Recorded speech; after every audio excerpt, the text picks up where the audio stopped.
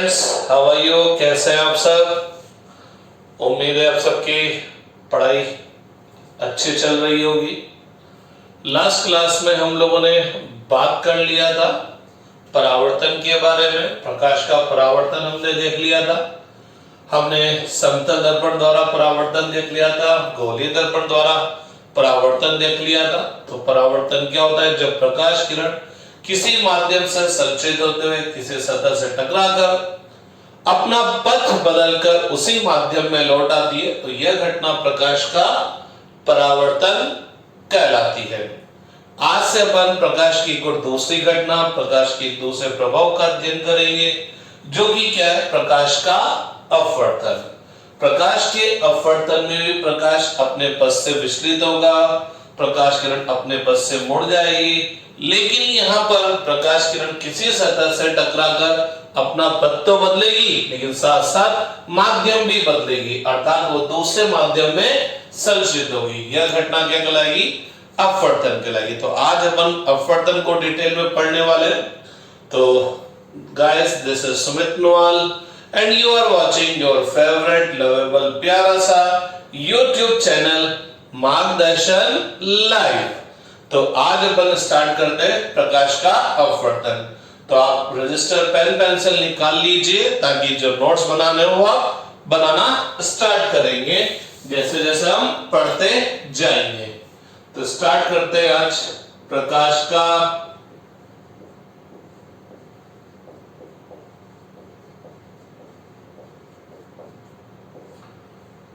अपवर्तन। तो प्रकाश का अपवर्तन क्या होगा? अपन सब जानते हैं, एक समांगी माध्यम में प्रकाश क्या होता है? सीधी सरल रेखा में गति करता है। लेकिन जब प्रकाश एक माध्यम से संचरित होते हुए किसी दूसरे माध्यम में प्रवेश करता है, तो प्रकाश किरण सीधी न जाकर थोड़े से दूसरे रास्ते पर चल जाती है, अर्थात प्रकाश किरण अपने पथ से विचलित हो जाती है, प्रकाश किरण अपना पथ बदल देती है। तो यह घटना क्या कहलाती है? प्रकाश का परावर्तन, क्या कहलाती है? अपवर्तन कहलाती है। लेकिन ये अपवर्तन की घटना कब होगी? जब प्रकाश किरण एक माध्यम से संचरित होते हुए दूसरे माध्यम में प्रवेश करती है, और दूसरे माध्यम का जो ऑप्टिकल डेंसिटी है, प्रकाशिक घनत्व है, वो पहले माध्यम से अलग होना चाहिए। मतलब जब प्रकाश किरण एक माध्यम से संचरित होते हुए किसी दूसरे माध्यम जिसका प्रकाशिक घनत्व अलग है, भिन्न है, में प्रवेश करती है, तो वो अपने पथ से विचलित हो जाती है। तो यह घटना क्या कहलाती है? प्रकाश का अपवर्तन कहलाती है। तो देखते हैं। तो जब प्रकाश किरण एक माध्यम से संचरित होते हुए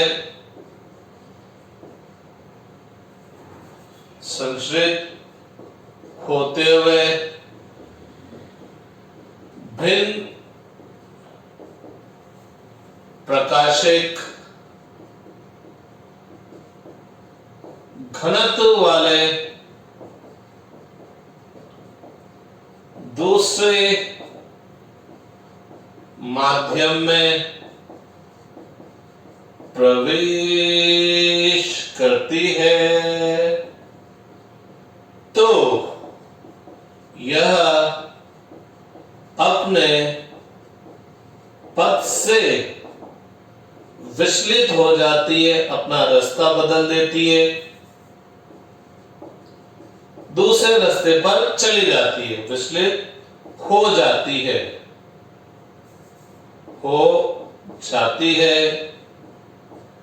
यह घटना प्रकाश का अपवर्तन कहलाती है। तो ध्यान रखिएगा, जब प्रकाश किरण एक माध्यम से संचरित होते हुए भिन्न प्रकाशिक घनत्व वाले माध्यम में प्रवेश करती है, अर्थात दूसरे माध्यम का प्रकाशिक घनत्व पहले से अलग होना चाहिए, ज्यादा भी हो सकता है, कम भी हो सकता है। तो जब प्रकाश किरण एक माध्यम से संचित होते हुए भिन्न प्रकाशिक घनत्व वाले दूसरे माध्यम में प्रवेश करती है तो यह अपने पद से विचलित हो जाती है। यह घटना क्या कहलाती है? प्रकाश का अपवर्तन कहलाती है। तो यहां मैं बार बार बोल रहा हूं भिन्न प्रकाशिक घनत्व वाले दूसरे माध्यम। तो प्रकाशिक घनत्व क्या होता है? तो जनाब प्रकाशिक घनत्व अलग चीज है। इस प्रकाशिक घनत्व को जो बचपन में अपन 6, 7, 8 क्लास से जो घनत्व पढ़ते आ रहे हैं वह घनत्व और ये प्रकाशिक घनत्व अलग है। हमको बोला जाता था लोहे का घनत्व बताओ, पानी का घनत्व बताओ, केरोसिन का घनत्व बताओ, पारे का घनत्व बताओ। तो बेसिकली वो जो घनत्व होता था उसका पूरा नाम होता था द्रव्यमान घनत्व। तो वो वाला घनत्व और ये वाला घनत्व अलग है।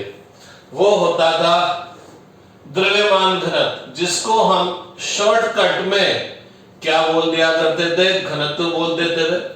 और ये जो द्रव्यमान घनत्व होता था ये क्या होता था?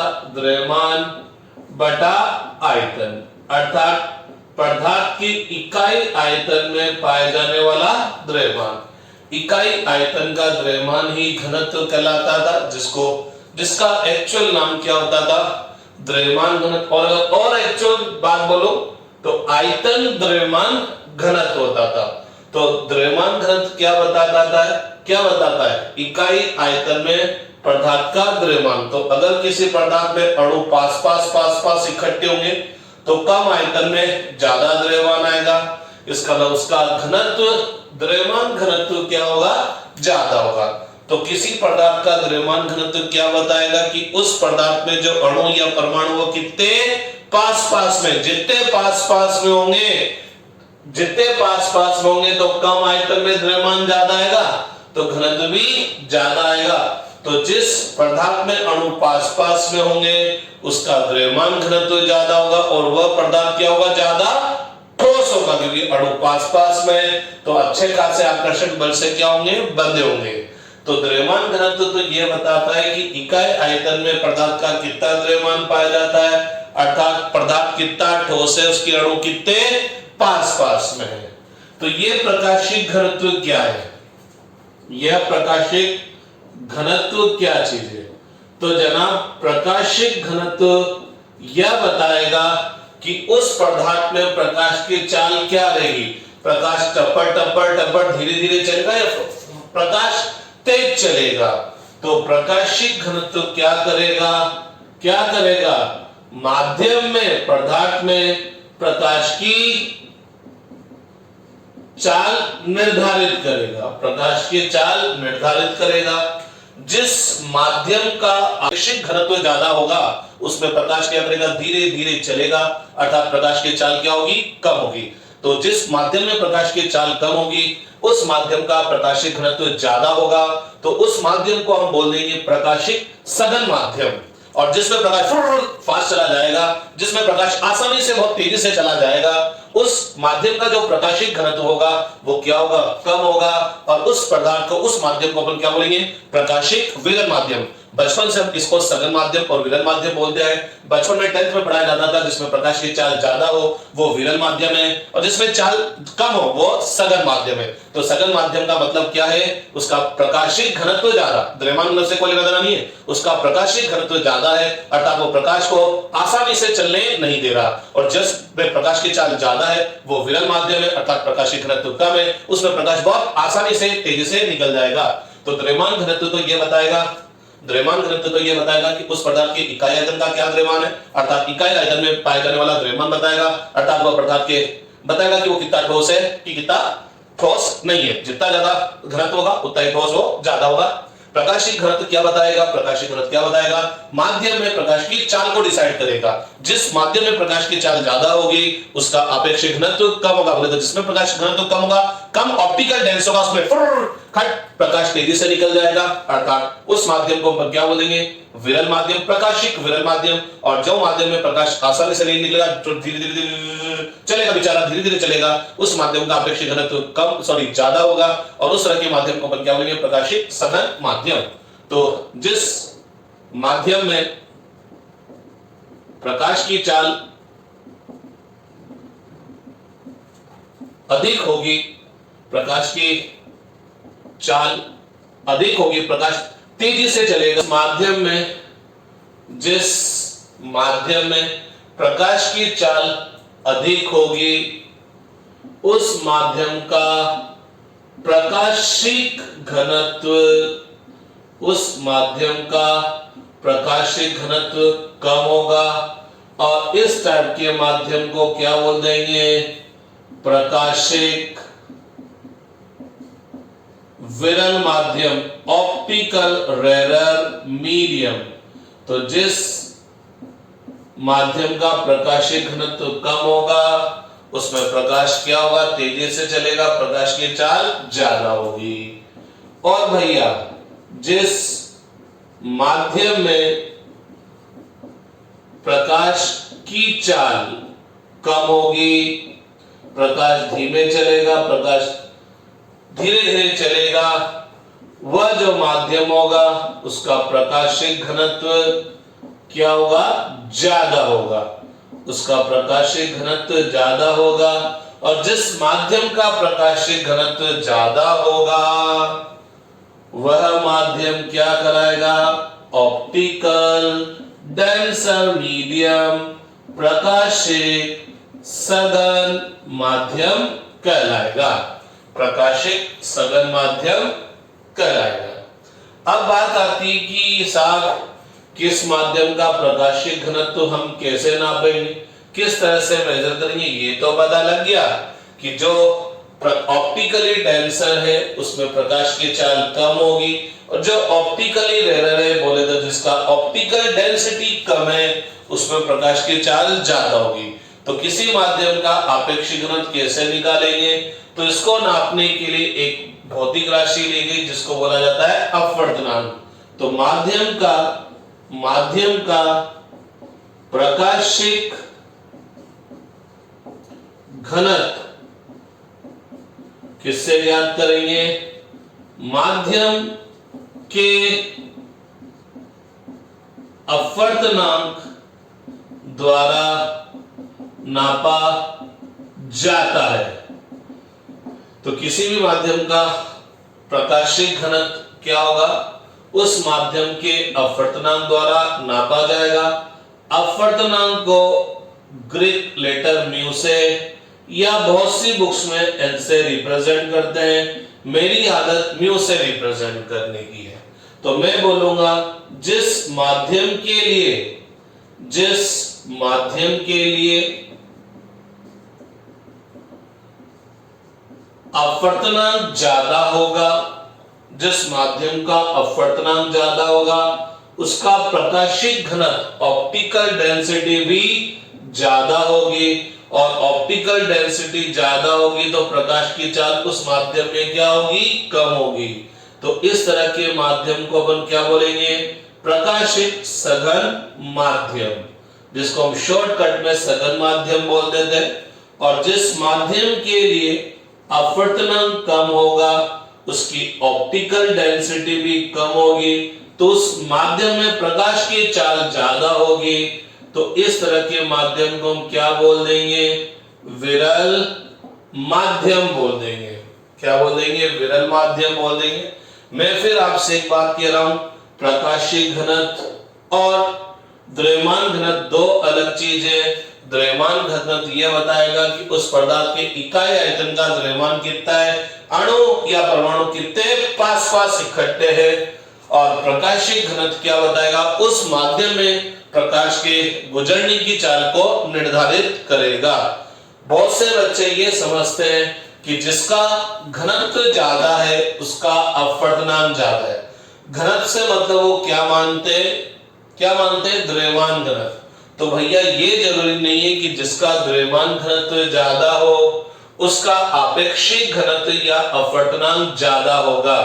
हो सकता है किसी माध्यम का किसी दूसरे माध्यम के सापेक्ष द्रव्यमान घनत्व ज्यादा हो और अपवर्तनांक अर्थात प्रकाशिक घनत्व कम हो, या प्रकाशिक घनत्व ज्यादा हो और द्रव्यमान घनत्व कम हो। तो अभी अपन देख लेते हैं, यहां तक आप राइट डाउन कर लीजिए। ये राइट डाउन आप कर लीजिए। स्क्रीनशॉट ले लीजिए, पॉज कर लिख लीजिए। ठीक साहब। अब मैं आपको बार बार बोल रहा हूं कि जरूरी नहीं है कि जिसका द्रव्यमान घनत्व ज्यादा हो उसका प्रकाशीय घनत्व या उसका अपवर्तनांक ज्यादा हो, ऐसा कोई जरूरी नहीं है। हो सकता है किसी माध्यम का द्रव्यमान घनत्व कम हो और आपेक्षिक घनत्व ज्यादा हो। जैसा मैं जानता हूं एक चीज, केरोसिन ऑयल, अगर मैं केरोसिन ऑयल की हिंदी में क्या बोलेंगे, तेल, केरोसिन तेल की अगर मैं पानी से तुलना करूं, केरोसिन तेल की पानी से तुलना करूं तो पता लगता है केरोसिन तेल का जो द्रव्यमान घनत्व है, केरोसिन तेल का जो द्रव्यमान घनत्व है वो पानी के घनत्व से क्या होता है, कम। इस वजह से हम देखते होंगे कि जब किसी पानी में केरोसिन ऑयल गिर जाता है तो वो ऊपर ऊपर तैरता रहता है, क्योंकि उसका द्रव्यमान घनत्व पानी के द्रव्यमान घनत्व से कम है। अर्थात केरोसिन के इकाई आयतन का द्रव्यमान पानी के इकाई आयतन के द्रव्यमान से कम है। लेकिन केरोसिन का अपवर्तनांक पानी के अपवर्तनांक से ज्यादा है, पानी के अपवर्तनांक से ज्यादा है। अर्थात केरोसिन पानी की तुलना में क्या हो गया, प्रकाशिक सघन माध्यम हो गया। केरोसिन ऑयल पानी की तुलना में क्या हो गया, प्रकाशिक सघन माध्यम हो गया, प्रकाशिक सघन माध्यम हो गया। जबकि केरोसिन ऑयल पानी की तुलना में हल्का है, अर्थात उसका घनत्व कम है। पानी और जब केरोसिन ऑयल को मिलाएंगे, केरोसिन ऊपर तैरता रहेगा तो इसका द्रव्यमान घनत्व पानी के द्रव्यमान घनत्व से कम है, लेकिन इसका अपवर्तनांक अर्थात आपेक्षिक घनत्व अर्थात इसका प्रकाशिक घनत्व पानी के प्रकाशिक घनत्व से ज्यादा है। इसका मतलब अगर अपन प्रकाश को केरोसिन और पानी में चलाएंगे तो केरोसिन में प्रकाश की चाल पानी में प्रकाश की चाल से क्या होगी, कम होगी। तो जिसमें प्रकाश तेज चलेगा वो विरल है, जिसमें प्रकाश धीरे चलेगा वो सघन है। तो पानी की तुलना में केरोसिन सघन माध्यम है और केरोसिन की तुलना में पानी क्या है, विरल माध्यम। अब एक और बात समझ लेते हैं यहां पर कि कोई भी माध्यम एब्सोल्युटली पूर्ण रूप से न तो प्रकाशिक विरल होगा न प्रकाशिक सघन होगा। किसी भी माध्यम का विरल होना या सघन होना इस बात पर डिपेंड करेगा कि हम उस माध्यम की किस माध्यम के हिसाब से बात कर रहे हैं। लिख लीजिए ये, फिर अपन बात करते हैं कि अपन क्या कहना चाह रहे हैं, तो समझने की कोशिश करते हैं। ठीक है, तो मैं कहना चाह रहा हूं कि कोई भी मीडियम, कोई भी माध्यम एब्सोल्युटली रेयर या एब्सोल्युटली डेंसर मीडियम नहीं होता। किसी भी माध्यम का विरल या सघन होना डिपेंड करता है कि हम उस माध्यम को किसके साथ तुलना कर रहे हैं। जैसे मान लीजिए माध्यम A, इसका अपवर्तनांक 1.1 है, इसका 1.3 है, इसका 1.5 है और इसका 1.2 है, इसका 1.2 है, या चलिए 1.09 है, यो समझते हैं। तो जब अपन A और B को तुलना करेंगे तो पता लगेगा B का अपवर्तनांक A से ज्यादा है। जिसका अपवर्तनांक ज्यादा है उसका प्रकाशिक घनत्व ज्यादा होगा, बोले तो वो सघन होगा। तो B A की तुलना में सघन होगा और A B की तुलना में विरल होगा। मैं ये बोलूं कि B सघन माध्यम है तो स्टेटमेंट गलत है। बे अगर बोलो कि बी सघन माध्यम है तो स्टेटमेंट गलत है।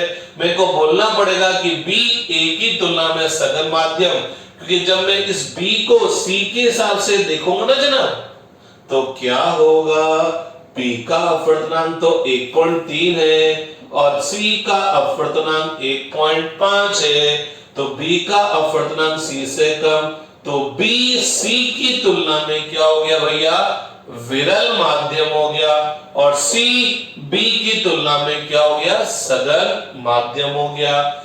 ए बी की तुलना में विरल है, जबकि यही ए डी की तुलना में क्या है, सघन है, क्योंकि ए का अपवर्तनांक डी से ज्यादा है। तो देखा जाए तो there is no absolute rare और नो एब्सोल्यूट डेंसर मीडियम। देखा जाए तो कोई माध्यम पूर्ण रूप से विरल या पूर्ण रूप से सघन नहीं है। आपको किसी माध्यम का विरल या सघन होना इस बात पर डिपेंड करेगा कि आप उस माध्यम की तुलना किस दूसरे माध्यम से कर रहे हैं। अब ये देखते हैं कि हम किसी भी माध्यम का अपवर्तनांक निकालेंगे कैसे, ज्ञात कैसे करेंगे। ठीक है, तो हमेशा जब भी सघन या विरल बोले तो आपको ये बोलना पड़ेगा ये माध्यम इस माध्यम की तुलना में सघन है या इस माध्यम की तुलना में विरल है। बी ए की तुलना में सघन है, लेकिन ये बी सी की तुलना में विरल है। ए बी की तुलना में विरल है, लेकिन यही ए डी की तुलना में सघन है। तो अब अपन बात करते हैं कि किसी भी माध्यम का हम अपवर्तनांक कैसे ज्ञात करेंगे। जिस माध्यम का अपवर्तनांक ज्यादा होगा मेरे भैया, तो उसका प्रकाशिक घनत्व भी ज्यादा होगा, अर्थात उसमें प्रकाश की चाल कम होगी। तो इस तरह के माध्यम को सघन माध्यम, प्रकाशिक सघन माध्यम बोलते हैं। जनरली शॉर्टकट में अपन उसको सघन बोल देते हैं। तो इसका मतलब जो सघन माध्यम होगा उसमें प्रकाश की चाल क्या होगी, विरल माध्यम की तुलना में कम होगी, क्योंकि जिसका अपवर्तनांक कम होगा वो प्रकाशीय घनत्व कम होगा, प्रकाश की चाल क्या होगी, ज्यादा होगी, और ऐसा माध्यम क्या कहलाएगा, विरल माध्यम। तो अगर दो माध्यम है उसमें एक का अपवर्तनांक ज्यादा है दूसरे का अपवर्तनांक कम है, तो जिसमें अपवर्तनांक ज्यादा है उसमें प्रकाश की चाल कम होगी, और जिसका अपवर्तनांक कम है उसमें प्रकाश की चाल ज्यादा होगी। क्योंकि कम अपवर्तनांक बोले तो कम प्रकाशीय घनत्व विरल माध्यम, अपवर्तनांक ज्यादा तो प्रकाशिक घनत्व ज्यादा, बोले तो ज्यादा प्रकाशिक सघन माध्यम हो गया तो प्रकाशिक चाल क्या होगी, कम हो जाएगी। तो प्रकाशिक घनत्व या अपवर्तनांक क्या बताएंगे, उस माध्यम में प्रकाश की चाल को बताएंगे। तो बस यहीं से अपन बात करते हैं माध्यम का अपवर्तनांक, यहीं से हम बात करते हैं भाई माध्यम का अपवर्तनांक। तो किसी भी माध्यम का अपवर्तनांक उस माध्यम का वह गुण है जो उस माध्यम में प्रकाश की चाल को निर्धारित करता है। तो माध्यम का अपवर्तनांक वैसे लिखा है, माध्यम का मीडियम की ही प्रॉपर्टी है जो ये डिसाइड करेगी कि उस मीडियम में, उस माध्यम में प्रकाश की चाल कितनी होगी। तो माध्यम का अपवर्तनांक क्या है, माध्यम का अपवर्तनांक माध्यम का वह गुण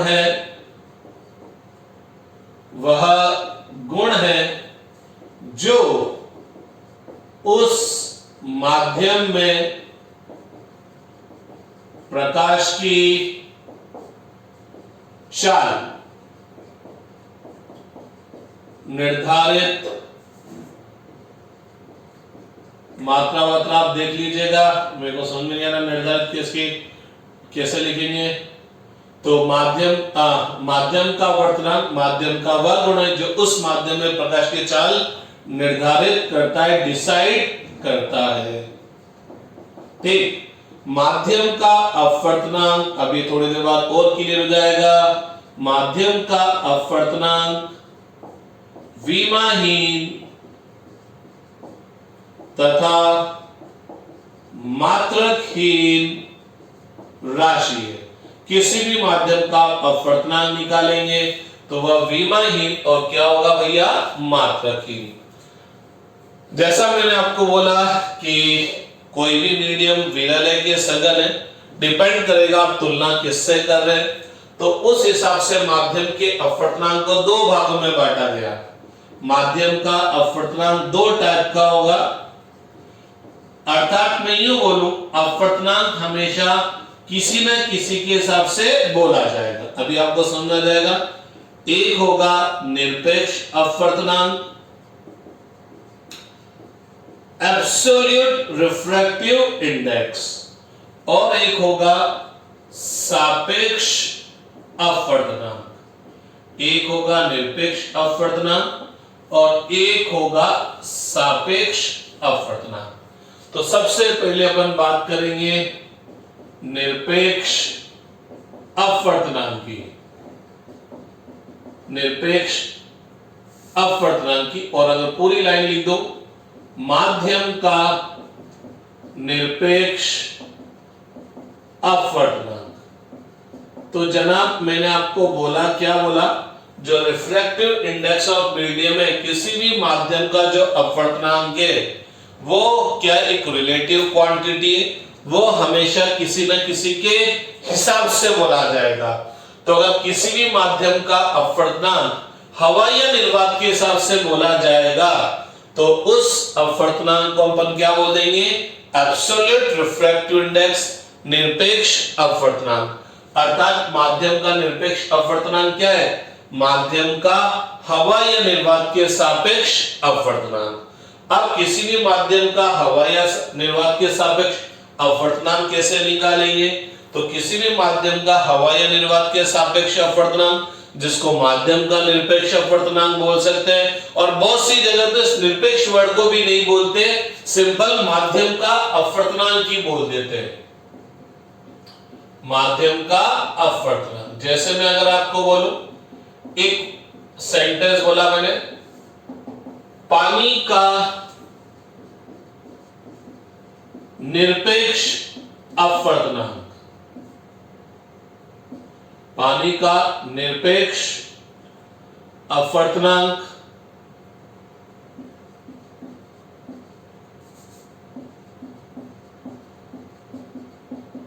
और एक बार बोला पानी का अपवर्तनांक। तो जनाब दोनों एक ही बात है। यहां पर भी मैं क्या कर रहा हूं, पानी का अपवर्तनांक किसके सापेक्ष निकाल रहा हूं, हवा या निर्वात के सापेक्ष। और यहां पर भी मैं पानी का अपवर्तनांक किसके सापेक्ष निकाल रहा हूं, हवा या निर्वात के सापेक्ष। मींस अपवर्तनांक हमेशा किसी न किसी के सापेक्ष होगा। लेकिन जब कुछ भी नहीं बोला गया किसके सापेक्ष, तो ये किसके सापेक्ष माना जाएगा, हवा या निर्वात के सापेक्ष माना जाएगा। तो किसी भी माध्यम का अपवर्तनांक क्या होगा या निरपेक्ष अपवर्तनांक क्या होगा, प्रकाश की हवा या निर्वात में चल बटा प्रकाश की माध्यम में चल। तो समझिएगा, किसी माध्यम का निरपेक्ष अपवर्तनांक, जिसको मैं बोल सकता हूं केवल माध्यम का अपवर्तनांक, और अगर मैं पूरी लाइन बोलूं तो मैं बोलूंगा माध्यम का हवा या निर्वात के सापेक्ष अपवर्तनांक। तीनों एक ही बात है जनाब, तीनों एक ही बात है। तो गौर फरमाइएगा, इसको हम लिखेंगे म्यू एम से, एम फॉर मीडियम, इसको लिखा जाता है म्यू एम। अपवर्तनांक को हम किससे प्रदर्शित करते हैं जनाब, म्यू से। किसका अपवर्तनांक निकाल रहे हैं, माध्यम, तो एम। यहां एम जो भी माध्यम होगा वो उसका लेटर आ जाएगा। उदाहरण के तौर पर पानी का निरपेक्ष अपवर्तनांक या पानी का अपवर्तनांक या पानी का हवा या निर्वात के सापेक्ष अपवर्तनांक लिखेंगे। तो अंग्रेजी में पानी को क्या बोलते हैं, वाटर, तो म्यू डब्ल्यू, पानी का अपवर्तनांक, वाटर का रिफ्रैक्टिव इंडेक्स। ग्लास का, कांच का निरपेक्ष अपवर्तनांक निकाल लेंगे तो क्या आ जाएगा, म्यू जी। तो ये स्टैंडर्ड नोटेशन इस तरह से लिखते हैं। और गौर फरमाइएगा, मैंने केवल म्यू एम लिखा है, तो इसका मतलब क्या है, ये इस माध्यम का अपवर्तनांक के कुछ भी नहीं बोला गया, तो किसके सापेक्ष है, हवा या निर्वात के सापेक्ष। तो ओरिजिनल में तो इसको ऐसे लिखा जाना चाहिए, लेकिन जैसे मैंने आपको बोला, जैसा आपको बोला, जब कुछ भी नहीं बोला जाएगा तो अपवर्तनांक किसके सापेक्ष माना जाएगा, हवा या निर्वात के सापेक्ष। तो आप लोगों ने क्या बोला कि किसी भी माध्यम का हवा या निर्वात के सापेक्ष अपवर्तनांक क्या होगा, प्रकाश की हवा या निर्वात में चाल। हम लोग हमारे लेवल पर ये मान के चलते हैं कि प्रकाश की हवा और निर्वात में चाल समान होती है। एक्चुअल में देखा जाए तो निर्वात में सबसे ज्यादा होती है और हवा में थोड़ी कम होती है, लेकिन अपने लोग अपने लेवल पर इतना डिफरेंस को काउंट नहीं करते और दोनों में हम चाल क्या मानते हैं, समान मानते हैं। और प्रकाश की हवा या निर्वात में चाल अधिकतम चाल होती है, अर्थात अन्य माध्यम में प्रकाश की चाल हवा या निर्वात से क्या होगी, कम होगी। तो प्रकाश का निरपेक्ष अपवर्तनांक या बोले तो प्रकाश का अपवर्तनांक या बोले तो प्रकाश का हवा या निर्वात के सापेक्ष अपवर्तनांक क्या होगा, प्रकाश की हवा या निर्वात में चाल बटा प्रकाश की जो भी माध्यम आप ले रहे हैं, जो भी माध्यम, जिस माध्यम का आप अपवर्तनांक निकाल रहे हैं उसमें चाल, प्रकाश की उस माध्यम में चाल। जैसे अगर मैं कांच का निरपेक्ष अपवर्तनांक निकाल रहा हूं या कांच का अपवर्तनांक निकाल रहा हूं, तो यहां तो फिक्स है, ये तो फिक्स है, ये फिक्स है, ये फिक्स नहीं है, ये माध्यम अलग अलग हो सकता है। तो कांच का अपवर्तनांक क्या होगा, प्रकाश की हवा या निर्वात में चाल बटा प्रकाश की कांच में चाल, क्योंकि कांच का अपवर्तनांक निकाल रहा हूं, केरोसिन का अपवर्तनांक प्रकाश की हवा या निर्वात में चाल बटा प्रकाश की केरोसिन में चाल। तो इस अपवर्तनांक को अपन ग्रीक लेटर म्यू से रिप्रेजेंट करेंगे।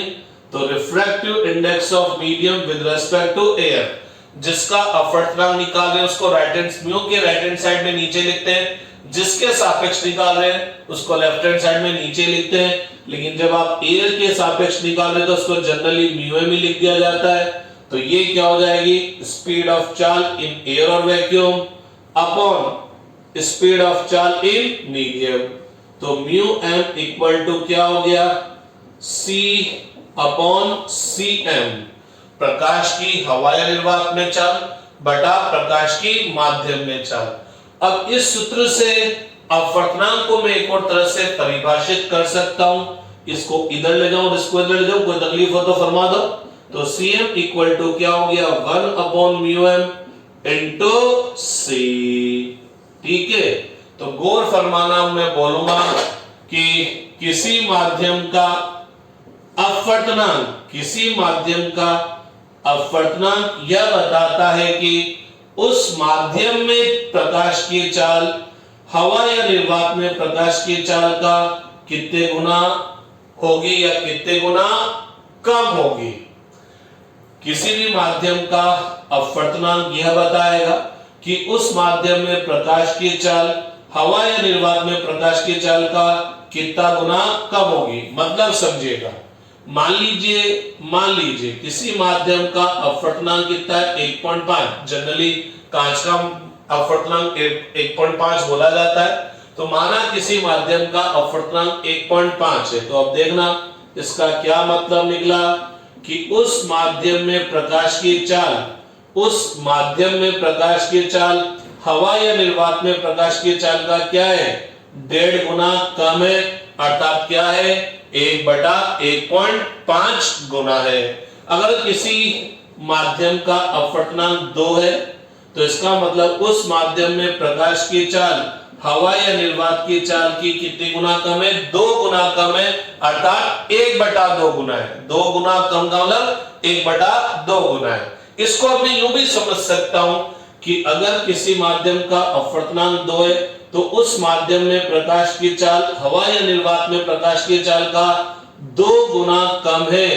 तो जिसमें प्रकाश की चाल कम है उसका उसका प्रकाशिक घनत्व क्या होगा, ज्यादा। तो मैं यूं भी बोल सकता हूं वह माध्यम हवा या निर्वात की तुलना में कितना गुना प्रकाशिक सघन है, दुगना। अर्थात यह माध्यम हवा या निर्वात की तुलना में दुगना प्रकाशिक सघन माध्यम है। अर्थात इसकी ऑप्टिकल डेंसिटी हवा या निर्वात की तुलना में कितनी है, दुगनी। हवा या निर्वात की तुलना में ये दुगना प्रकाशिक सघन माध्यम है। अर्थात ये इसका घनत्व क्या है, दुगना है प्रकाश के लिए। किसी माध्यम का अपवर्तनांक 1.5 है तो इसका मतलब प्रकाश की चाल हवा या निर्वात की चाल का 1.5 गुना कम होगी या 1/1.5 गुना होगी। अर्थात यह माध्यम हवा या निर्वात की तुलना में इस माध्यम का प्रकाशिक घनत्व हवा या निर्वात के प्रकाशिक घनत्व की तुलना में कितना है, 1.5 गुना। जिसका घनत्व ज्यादा होगा, जिसका प्रकाशिक घनत्व ज्यादा होगा, प्रकाश की चाल क्या होगी मेरे भैया, कम होगी। मेरे भैया क्या होगी, कम होगी। ठीक है। तो भैया लोगों अगर अपन जैसे मान लीजिए मैं वाटर का अपवर्तनांक बोल रहा हूं, पानी का अपवर्तनांक अपने आप मतलब है किसके सापेक्ष है, हवा या निर्वात के सापेक्ष। तो पानी का प्रकाश का हवा या निर्वात में वेग बटा प्रकाश का पानी में वेग। जनरली ये लमसम 1.5 के आसपास आता है। 1 पानी का अपवर्तनांक लगभग कितना आता है, 1.33 आता है। ठीक है। इसी तरह से अगर मैं ग्लास के अपवर्तनांक के बारे में बात करूं तो प्रकाश की हवा या निर्वात में चाल बटा प्रकाश की ग्लास में चाल, कांच में चाल। तो जब हम साधारण कांच के लिए अलग अलग कांच का अपवर्तनांक अलग अलग होता है, मैं साधारण कांच की बात कर रहा हूं तो लमसम इसका मान लगभग 1.5 आता है। तो भैया जिसका अपवर्तनांक निकाल रहे यहां पर उस माध्यम में प्रकाश की चाल आ जाएगी। ऊपर तो प्रकाश की चाल है किसमें, हवा या निर्वात में। किसमें, हवा या निर्वात में। तो अब अगर मैं इसका मात्रक देखना पसंद करूं तो जैसे मात्रक क्या होगा, अपवर्तनांक का मात्रक क्या होगा, c का मात्रक बटा cm का मात्रक। c क्या, प्रकाश की चाल हवा या निर्वात में। अरे प्रकाश की चाल किसी भी माध्यम में हो, चाल का मात्रक क्या होगा, मीटर बटा सेकंड। ये भी प्रकाश की चाल है माध्यम में, किसी दूसरे माध्यम में, लेकिन मात्रक तो मीटर बटा सेकंड होगा। मीटर बटा सेकंड कैंसिल, तो ये क्या हो जाएगा, मात्रक हीन हो जाएगा। v में सूत्र निकालेंगे तो L1t-1 हो जाएगा। ठीक है कि नहीं बात। अब एक और चीज आप देखिएगा, राइट डाउन कर लीजिए, छाप लीजिए, फटाफट उतार लीजिए, स्क्रीनशॉट लेके ले लीजिए या पॉज कर राइट डाउन कर लीजिए।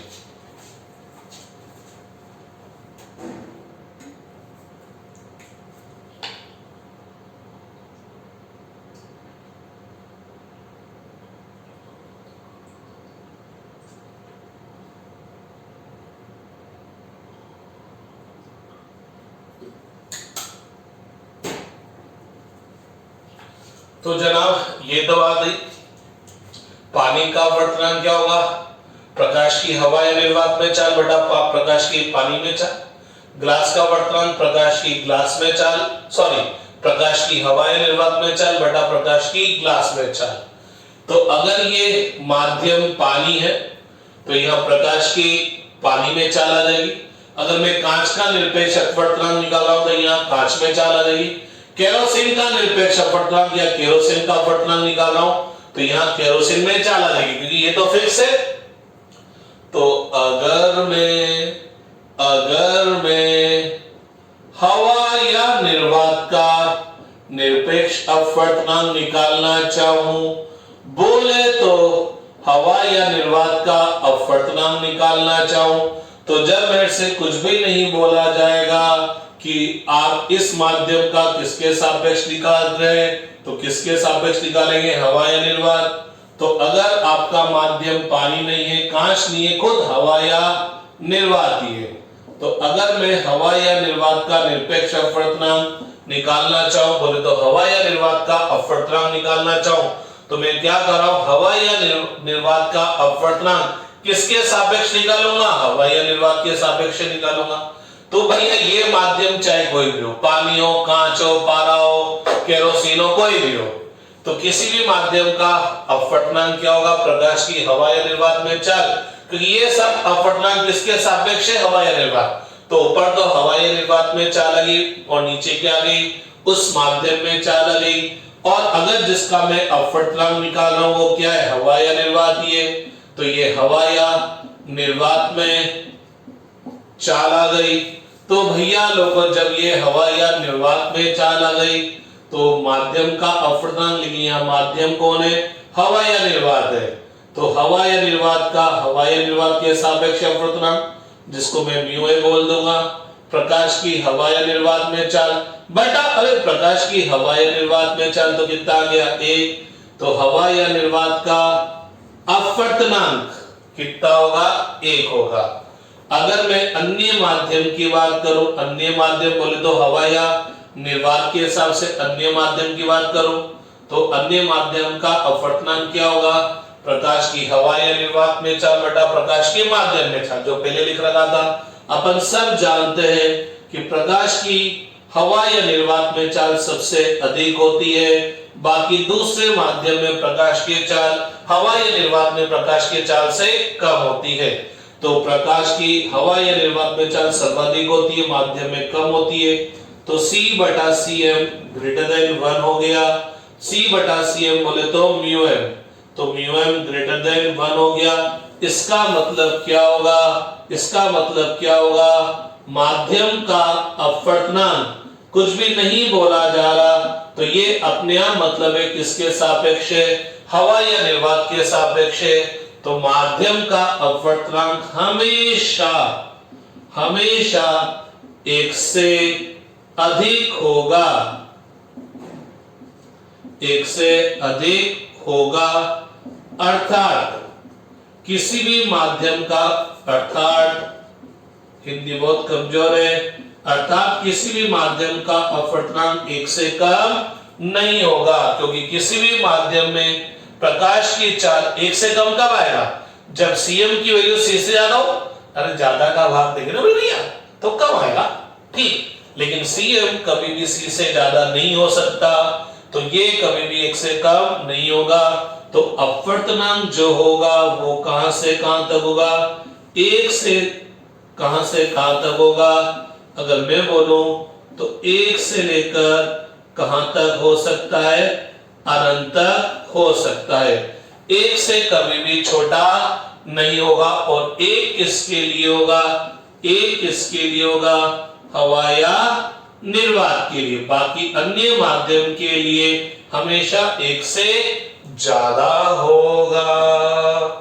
तो खटाखट उतार लीजिए जनाब, स्क्रीनशॉट ले लीजिए या पॉज कर लिख लीजिए,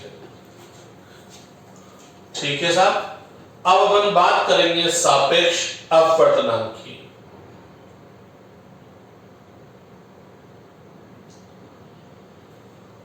रब कर दो तो गौर फरमाइएगा, मान लीजिए दो माध्यम है मेरे पास, एक माध्यम है A और ये दूसरा माध्यम है B।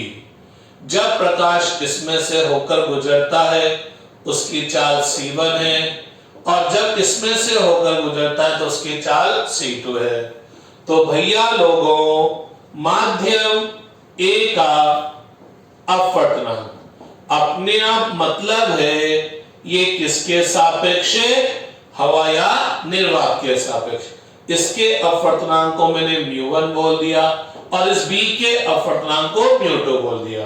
तो माध्यम A का अपवर्तनांक क्या होगा, μ1 इक्वल टू प्रकाश की हवा या निर्वात में चाल बटा प्रकाश की उस माध्यम में चाल। माध्यम B का बोले तो दूसरे माध्यम का अपवर्तनांक क्या होगा मेरे जनाब, क्या होगा, म्यू2 इक्वल टू प्रकाश की हवा या निर्वात में चाल बटा प्रकाश की उस माध्यम में चाल। इन सबको मैं रब कर देता हूं। अब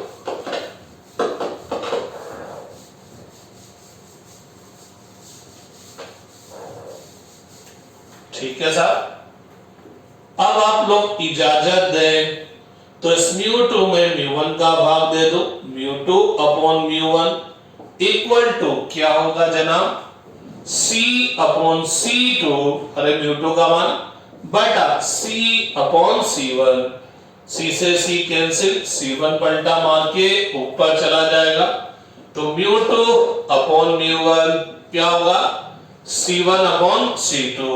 ठीक, बोले तो प्रकाश की प्रथम माध्यम में चाल, बोले तो माध्यम A में चाल बटा प्रकाश की माध्यम B में चाल। ठीक है, प्रकाश की माध्यम A में चाल बटा प्रकाश की माध्यम B में चाल। तो गौर फरमाइएगा प्रकाश की दो अलग अलग माध्यम में चाल का अनुपात एक तरह से क्या कहलाता है, अपवर्तनांक।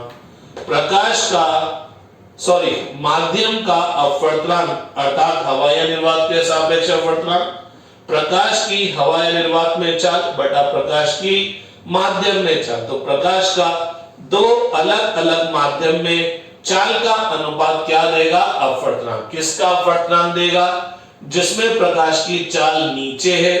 किसके सापेक्ष देगा, जिसमें प्रकाश की चाल ऊपर है। तो भैया ये भी अपवर्तनांक आया, लेकिन किसका अपवर्तनांक आया, इस माध्यम 2 का, बोले तो B का अपवर्तनांक आया।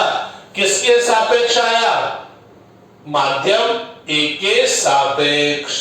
अरे जिसके सापेक्ष है उसमें प्रकाश की चाल ऊपर है और जिसका निकाल रहे अपवर्तनांक उसमें प्रकाश की चाल नीचे है। तो ये C1 अपॉन C2 क्या कहलाएगा, माध्यम B।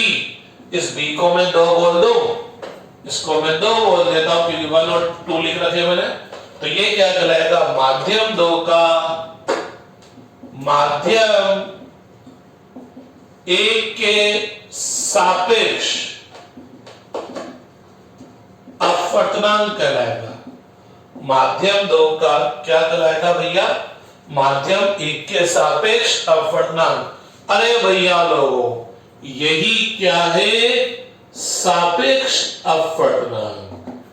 यही क्या है भाई, सापेक्ष अपवर्तनांक। अर्थात सापेक्ष अपवर्तनांक में क्या होगा, अपवर्तनांक हमेशा किसी न किसी के सापेक्ष होगा जनाब। लेकिन अगर आप किसी माध्यम का अपवर्तनांक हवा या निर्वात के अलावा किसी और दूसरे के सापेक्ष निकाल रहे हैं तो वो कौन सा अपवर्तनांक है, सापेक्ष अपवर्तनांक। बोले तो ग्लास का अपवर्तनांक तो निरपेक्ष अपवर्तनांक, लेकिन ग्लास का पानी के सापेक्ष अपवर्तनांक सापेक्ष अपवर्तनांक। ठीक है, अब ये ग्लास का अपवर्तनांक के अपना मतलब है किसके सापेक्ष, हवा या निर्वात के सापेक्ष।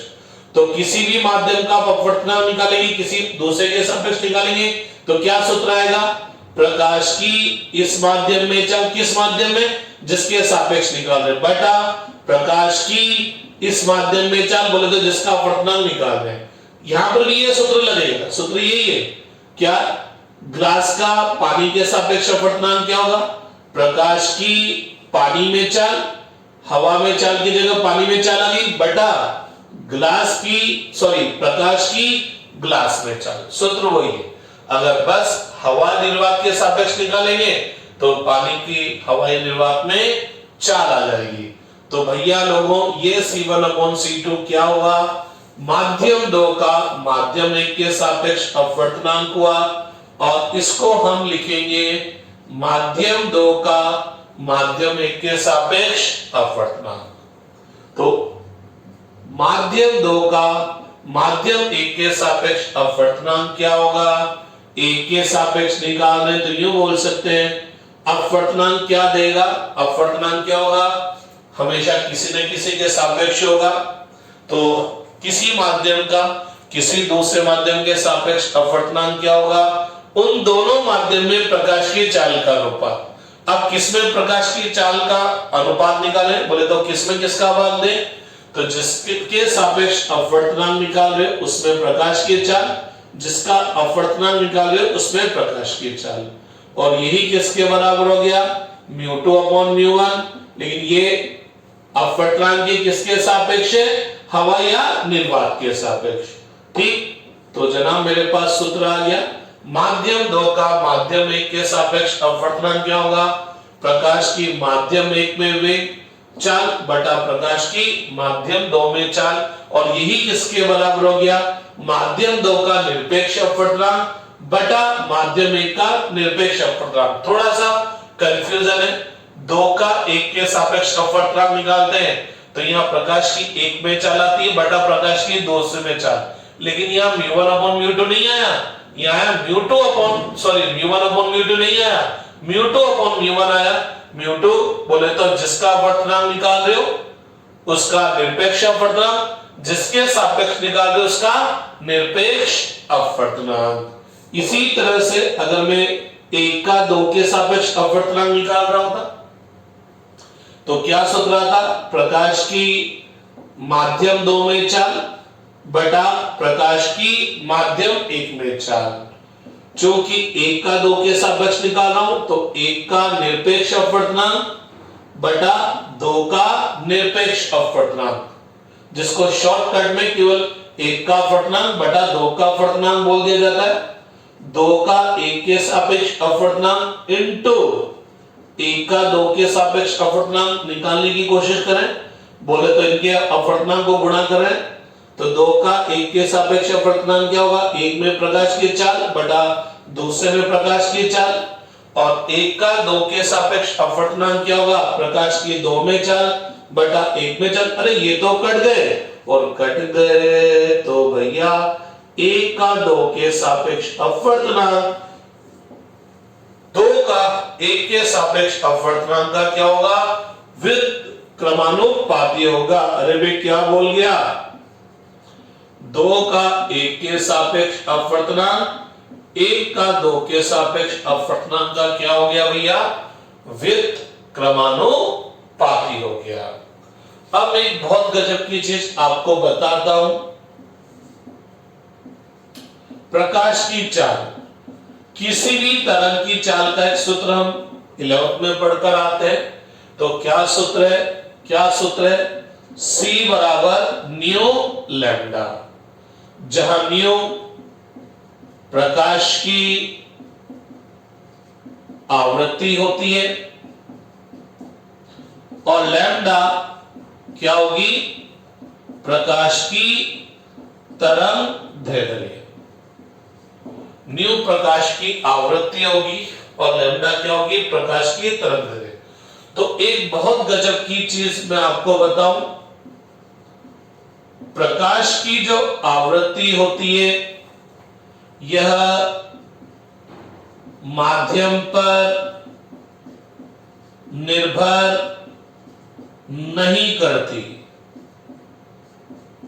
अर्थात जब प्रकाश एक माध्यम से दूसरे से तीसरे में जाएगा चाल तो बदलेगी लेकिन आवृत्ति नहीं बदलेगी, क्योंकि आवृत्ति, प्रकाश की आवृत्ति प्रकाश स्रोत पर निर्भर करती है, प्रकाश स्रोत पर निर्भर करती है। तो एक बार प्रकाश ने प्रकाश उत्सर्जित कर दिया और वो प्रकाश किसी भी माध्यम में जाए आवृत्ति समान रहेगी। इसका मतलब सभी माध्यम में प्रकाश की आवृत्ति क्या होगी भैया, समान होगी। लेकिन जनाब C एंड लैम्डा अर्थात प्रकाश की चाल और तरंगदैर्घ्य माध्यम पर निर्भर करते हैं, माध्यम पर निर्भर करते हैं। माध्यम चेंज होते ही C और लैम्डा चेंज हो जाते हैं। तो गौर फरमाइएगा, इस माध्यम में प्रकाश की चाल कितनी है, C1, इस वाले माध्यम में प्रकाश की चाल कितनी है, C2। मान लीजिए यही प्रकाश किरण, जैसे मान लीजिए ये पानी है कोई माध्यम में एक, और यहां पर कांच है कोई दूसरा माध्यम है, तो प्रकाश किरण पानी से आई और कांच में गई, प्रकाश किरण पानी से आई और कांच में गई, नो डाउट प्रकाश किरण एक माध्यम से दूसरे माध्यम में प्रवेश करी है जिनका प्रकाशीय घनत्व अलग अलग है, तो प्रकाश किरण क्या होगी, अपने पर से विचलित हो जाएगी। तो आपने देखा मैंने सीधा नहीं लिया, थोड़ा सा विचलित कर दिया। तो गौर फरमाना, माना कि इस माध्यम में प्रकाश की चाल c1 है, जैसे ही दूसरे माध्यम में जाएगा चाल बदल जाएगी। इस माध्यम में प्रकाश की तरंगदैर्घ्य λ1 है, इस माध्यम में जाते ही तरंगदैर्घ्य λ2, इस माध्यम में प्रकाश की आवृत्ति न्यू है, तो इस माध्यम में भी न्यू ही रहेगी, प्रकाश की आवृत्ति नहीं बदलेगी। तो अगर एक प्रकाश किरण किसी एक माध्यम से संचरित होते हुए दूसरे माध्यम में प्रवेश करेगी ना साहब, तो चाल बदलेगी, तरंगदैर्घ्य बदलेगी, तीव्रता बदलेगी, लेकिन आवृत्ति परिवर्तित नहीं होगी जनाब। तो पॉज करके उतार लीजिए, मैं फटाफट रब करने जा रहा हूं, ठीक है। तो देखिएगा सर, C1 इक्वल टू पहले माध्यम में, प्रथम माध्यम में क्या होगा, C1 इक्वल टू न्यू λ1, दूसरे माध्यम में क्या होगा, C2 इक्वल टू न्यू λ2। तो माध्यम दो का माध्यम एक के सापेक्ष अपवर्तनांक क्या है, प्रकाश की प्रथम माध्यम में चाल बटा प्रकाश की दूसरे माध्यम में चाल। C1 किसके बराबर हो गया, न्यू λ1, C2 किसके बराबर हो गया, न्यू λ2, कैंसिल हो गया, क्या हो गया, λ1 अपॉन λ2। तो गौर फरमाइएगा, माध्यम दो का माध्यम एक के सापेक्ष अपवर्तनांक क्या आया, माध्यम दो का निरपेक्ष अपवर्तनांक बटा माध्यम एक का निरपेक्ष अपवर्तनांक। तो जब सापेक्ष अपवर्तनांक को निरपेक्ष अपवर्तनांक के रूप में लिखेंगे तो दो का अपवर्तनांक निकालें, एक के सापेक्ष, ध्यान रखना दो का ही निरपेक्ष अपवर्तनांक ऊपर आएगा बटा एक का अपवर्तनांक, लेकिन चाल के हिसाब से बात करेंगे, एक में चाल बटा दूसरे में चाल, एक में प्रकाश की तरंगदैर्घ्य बटा दूसरे में प्रकाश की तरंगदैर्घ्य। तो फटाफट आप लोग उतार लीजिए, कंप्लीट कर लीजिए। तो चलिए हम न्यूमेरिकल सॉल्व करते हैं। इस पर बस न्यूमेरिकल सॉल्व करते हैं, देखते हैं कि अपवर्तनांक और निरपेक्ष अपवर्तनांक कैसे ज्ञात किए जाएंगे। तो पहला न्यूमेरिकल देखते हैं। प्रकाश की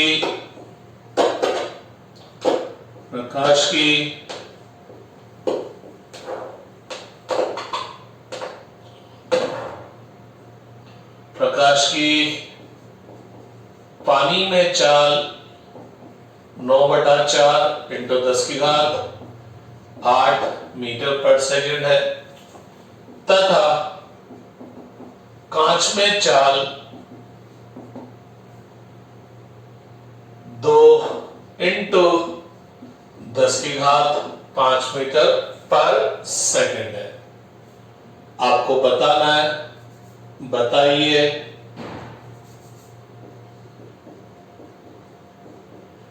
पहला क्या है, आपको पानी का अपवर्तनांक बताना है, दूसरा प्रश्न है ग्लास का अपवर्तनांक बताना है, तीसरा ग्लास का पानी के सापेक्ष अपवर्तनांक बताना है। तो सबसे पहले अपन क्वेश्चन सॉल्व करने की कोशिश करते हैं। अपन एक बात जानते हैं कि प्रकाश की हवा या निर्वात में चाल 3 इंटू 10⁸ मीटर पर सेकंड होती, ठीक है ना।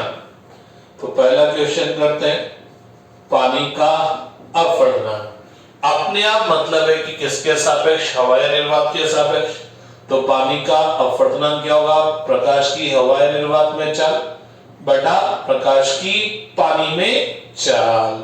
अरे पानी को तो वाटर W से रिप्रेजेंट करेंगे, तो प्रकाश की हवा या निर्वात में चाल कितनी है 3 इंटू 10 की घात 8, और प्रकाश की पानी में चाल कितनी है 9 बटा 4 इंटू 10 की घात 8। मीटर पर सेकंड कैंसिल हो जाएगा, 10 की घात 8 कैंसिल, 3 से 9 3 बार कैंसिल, लेकिन ये 4 पलट के ऊपर चला जाएगा, तो कितना हो जाएगा 4 बटा 3, बोले तो लमसम 1.33 प्रकाश की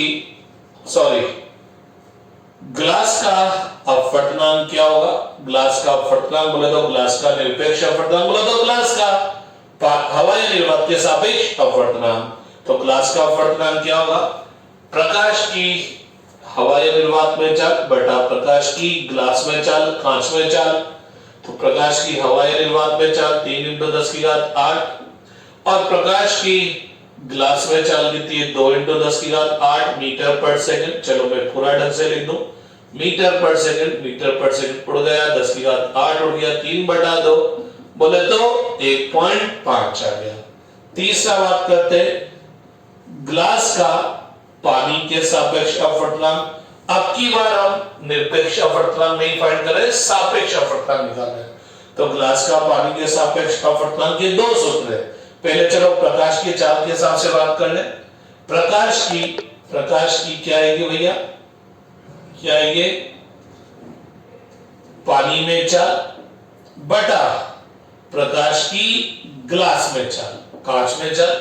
प्रकाश की पानी में चाल कितनी है भैया, कितनी है 9 बटा 4 इंटू 10 की घात 8, और पानी प्रकाश की पानी में ग्लास में चाल कितनी है 2 इंटू 10 की घात 8, तो ये कितना आ गया 9 बटा 8। इसी को मैं एक और तरह से निकाल सकता था, ग्लास का पानी के सापेक्ष अपवर्तनांक क्या होगा, एब्सोल्यूट अपवर्तनांक के रूप में निरपेक्ष अपवर्तनांक के रूप में क्या आएगा, ग्लास का निरपेक्ष अपवर्तनांक बटा पानी का निरपेक्ष अपवर्तनांक।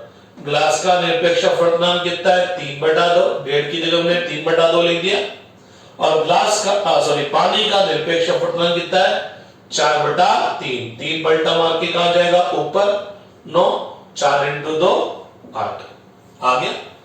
फटाफट राइट डाउन कर लीजिए, क्योंकि अब सेकंड क्वेश्चन करेंगे।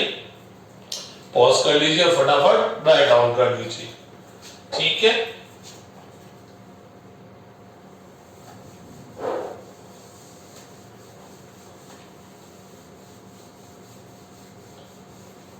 अब गौर फरमाते एक और क्वेश्चन पे, तो साहब एक और क्वेश्चन देखते हैं। 6000 एंगस्ट्रॉम वाली प्रकाश की पीले रंग की प्रकाश किरण हवा से पानी, जिसका अपवर्तनांक कितना दे रखा है 4 बटा 3 में प्रवेश करती है। तो एक 6000 एंगस्ट्रॉम वाली प्रकाश की किरण है, जो कौन से रंग की है, पीले रंग की है, हवा से पानी में प्रवेश करती है। पानी में पहला प्रकाश की चाल बताइए भैया, प्रकाश की चाल क्या होगी।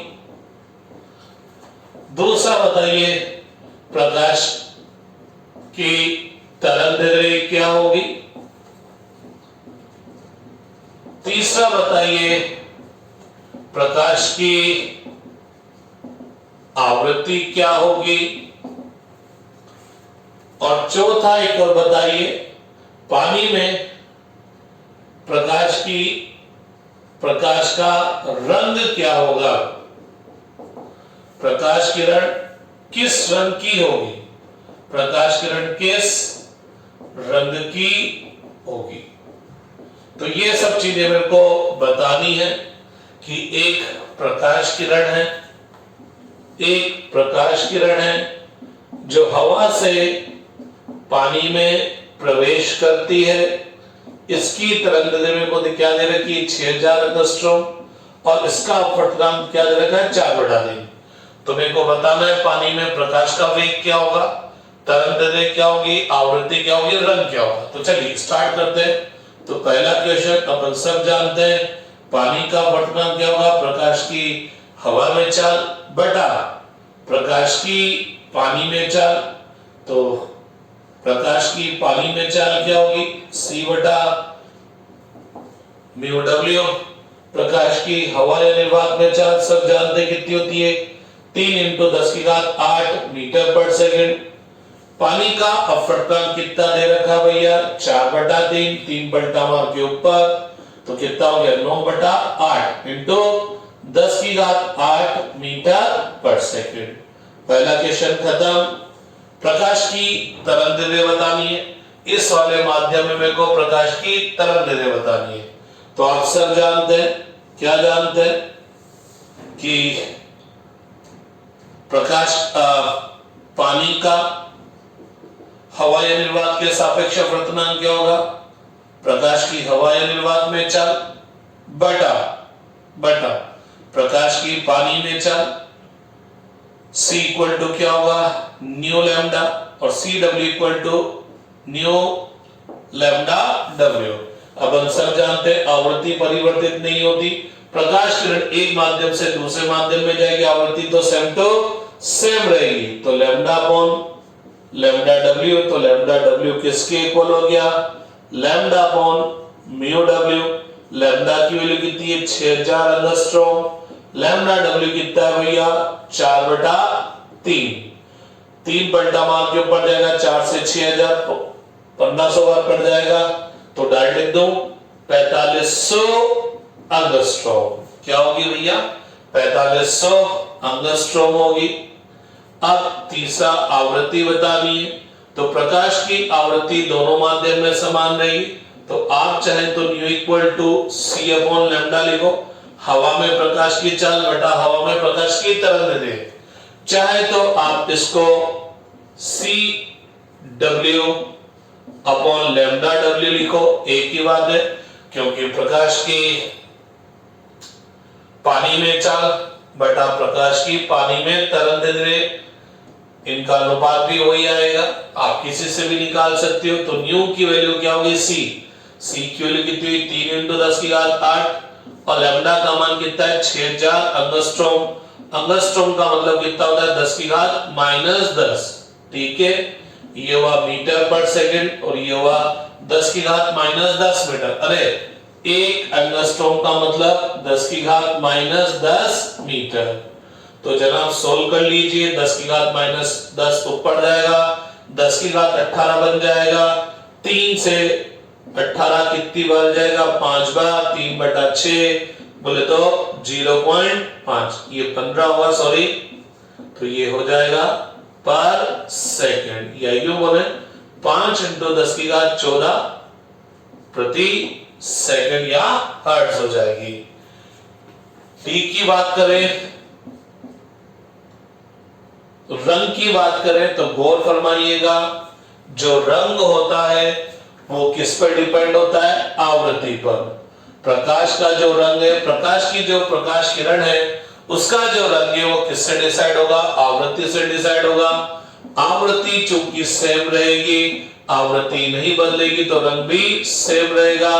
अर्थात पानी में ये जो किरण होगी वो कौन से रंग की होगी, पहले कौन से रंग की बदली थी, पीले, तो अभी भी पीले ही रंग की होगी। तो फटाफट उतार लीजिए, राइट डाउन कर लीजिए, फिर एक बहुत गजब की चीज अपन देखेंगे, फटाफट राइट डाउन कर लीजिए।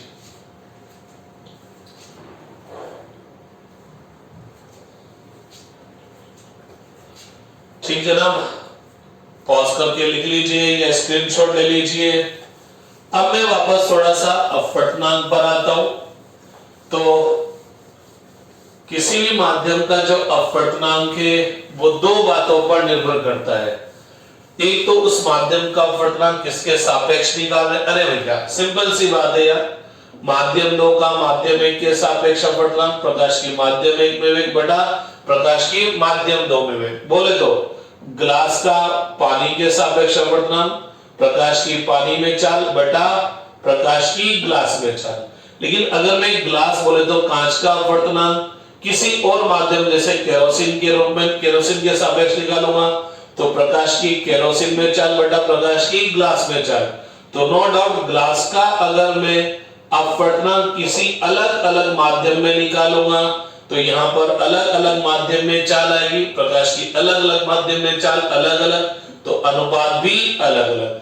तो ग्लास का ही अपवर्तनांक अलग अलग माध्यम के सापेक्ष अलग अलग होगा। तो नो डाउट अपवर्तनांक किस पर डिपेंड करेगा? इन दोनों माध्यम पर डिपेंड करेगा। तो मैं बात कर रहा हूं माध्यम के अपवर्तनांक की निर्भरता कि माध्यम का अपवर्तनांक किन किन बातों पर निर्भर करता है। तो पहला पॉइंट क्या होगा? Depends upon two given medium. जो दो मीडियम आपको दे रखे उन पर निर्भर करेगा। उनमें से किसी एक को आप चेंज कर देंगे तो अपवर्तनांक चेंज हो जाएगा। थोड़ा सा इसको पानी वानी पिला ले, पेन को डोज दे देते थोड़ी सी। ठीक साहब, चलो इसको थोड़ी सी डोज दे दी ताकि ये काम कर सके। तो टू गिवन मीडियम दिए हुए दो माध्यमों पर, दिए हुए दोनों माध्यम पर। लेकिन एक और गजब की बात है, क्या? माध्यम का अपवर्तनांक इन दोनों माध्यम पर तो डिपेंड करेगा, साथ साथ आपतित प्रकाश की तरंग दैर्ध्य पर भी निर्भर करता है। आपतित प्रकाश की तरंग दैर्ध्य पर भी निर्भर करता है। एक ही माध्यम का किसी दूसरे माध्यम के सापेक्ष अपवर्तनांक आपतित प्रकाश की तरंग दैर्ध्य पर निर्भर करेगा। मींस देखना, मैंने ये दोनों माध्यम फिक्स कर दिए, ग्लास और पानी, चलो हवा फिक्स कर दी। मैं ग्लास का हवा के सापेक्ष अपवर्तनांक निकाल रहा हूं, तो मेरे को लगता है कि मैंने ग्लास और हवा फिक्स कर दी ना, तो ग्लास का हवा के सापेक्ष अपवर्तनांक सेम आएगा।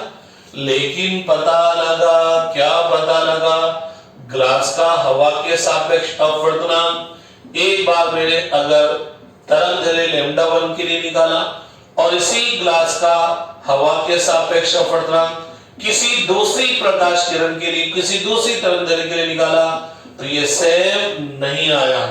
बोले तो माध्यम फिक्स कर दूं, अगर आपतित प्रकाश की तरंग दैर्ध्य चेंज कर दूं तो अपवर्तनांक चेंज हो जाएगा। तो माध्यम 2 का माध्यम 1 के सापेक्ष अपवर्तनांक लैम्डा 1 तरंग दैर्ध्य पर, माध्यम 2 का माध्यम 1 के सापेक्ष अपवर्तनांक माध्यम फिक्स कर दिए लेकिन तरंग दैर्ध्य चेंज कर दी तो ये सेम नहीं आया। ठीक है ना? इसका मतलब कांच का हवा के सापेक्ष अपवर्तनांक 5000 एंगस्ट्रॉम के लिए अलग होगा और इसी कांच का हवा के सापेक्ष अपवर्तनांक 6000 एंगस्ट्रॉम, 7000 एंगस्ट्रॉम, 8000 एंगस्ट्रॉम के लिए अलग अलग होगा। तो एक साइंटिस्ट आया करते थे जनाब कोची साहब, हिंदी में क्या लिखते पता नहीं, कैसे लिखते, इसलिए मैं हिंदी में लिखने की गलती नहीं करा। कोची साहब ने एक संबंध दिया कि किसी भी माध्यम का अपवर्तनांक आपतित प्रकाश की तरंग दैर्ध्य पर कैसे निर्भर करता है। तो म्यू बराबर उन्होंने सूत्र दिया a plus b upon lambda square plus c upon lambda की घात 4 चलता जाएगा, d अपॉन लैम्डा की घात 6 चलता जाएगा। तो अगर दोनों माध्यम फिक्स कर दिए और केवल क्या चेंज कर रहा हूं, लैम्डा, ये दो माध्यम फिक्स कर दिए और आपतित प्रकाश की तरंगदैर्घ्य चेंज कराऊं तो साफ पता लग रहा है कि जैसे जैसे आपतित प्रकाश की तरंगदैर्घ्य बढ़ाऊंगा, लैम्डा का मान बढ़ाऊंगा तो म्यू का मान घटेगा। लैम्डा बढ़ाने पर म्यू का मान घटेगा और म्यू का मान घटेगा ना तो जिस माध्यम का अपवर्तनांक कम होगा ना तो भैया प्रकाश की चाल ज्यादा होगी। तो जिसकी तरंगदैर्घ्य ज्यादा है उसके लिए माध्यम का अपवर्तनांक कम है, बोले तो वह प्रकाश किरण क्या करेगी, तेज चलेगी, उसमें प्रकाश की चाल क्या होगी, ज्यादा होगी। तो जिसकी तरंगदैर्घ्य ज्यादा है वह तेज चलेगी, बोले तो उसकी प्रकाश की चाल कम ज्यादा होगी। जिसकी तरंगदैर्घ्य कम है उसके लिए अपवर्तनांक ज्यादा है और प्रकाश की चाल कम होगी। एक गजब की बात आपको मैं बताऊं, मैं प्रकाश की बात ना कर अब थोड़ी सी और ब्रॉड बात कर लेता हूं, क्योंकि हम लोगों ने इस चैप्टर के स्टार्टिंग में देखा था प्रकाश विद्युत चुंबकीय तरंग का एक छोटा सा भाग है। तो मैं आपको एक बहुत गजब की चीज बता रहा हूं, सभी इलेक्ट्रोमैग्नेटिक वेव्स की हवा या निर्वात में चाल समान होती है। तो रेडियो वेव हो, माइक्रोवेव हो, अवरक्त हो, दृश्य प्रकाश हो, पराबैंगनी हो, सबकी हवा या निर्वात में चाल कितनी होगी, 3 × 10⁸ मीटर पर सेकंड। सभी ईएम वेव्स का मतलब 0 से लेकर अनंत तरंगदैर्घ्य की सारी ईएम वेव्स की हवा या निर्वात में चाल कितनी होगी, 3 × 10⁸ मीटर पर सेकंड। सभी ईएम वेव्स 0 से लेकर अनंत तरंगदैर्घ्य वाली ईएम वेव्स के लिए हवा या निर्वात का अपवर्तनांक कितना होगा, 1 होगा। परंतु अन्य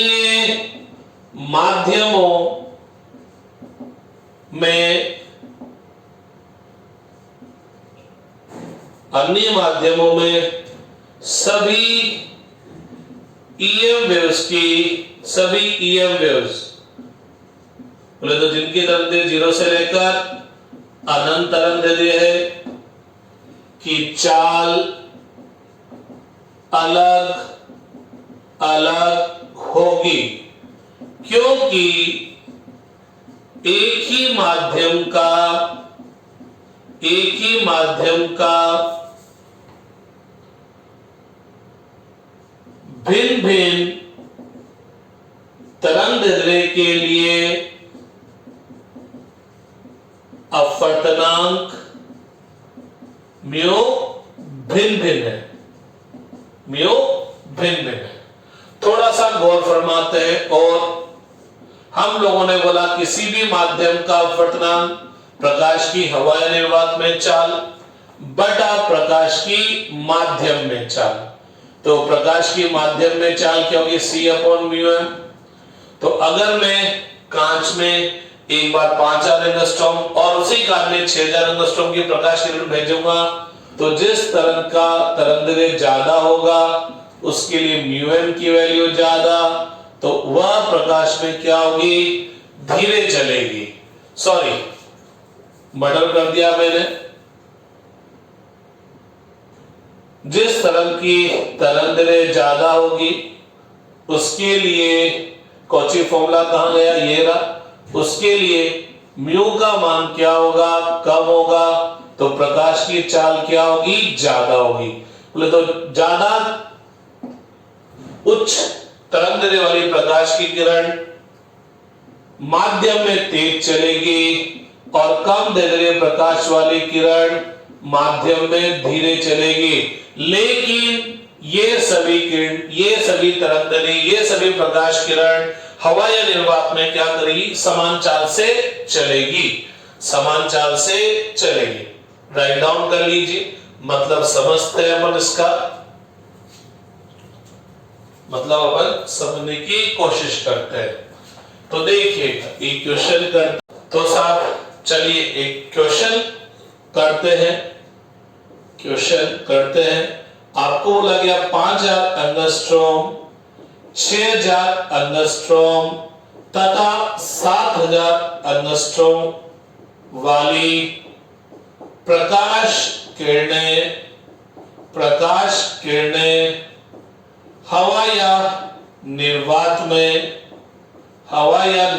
में क्रमशः V1, V2 तथा V3 चाल से गति करती है।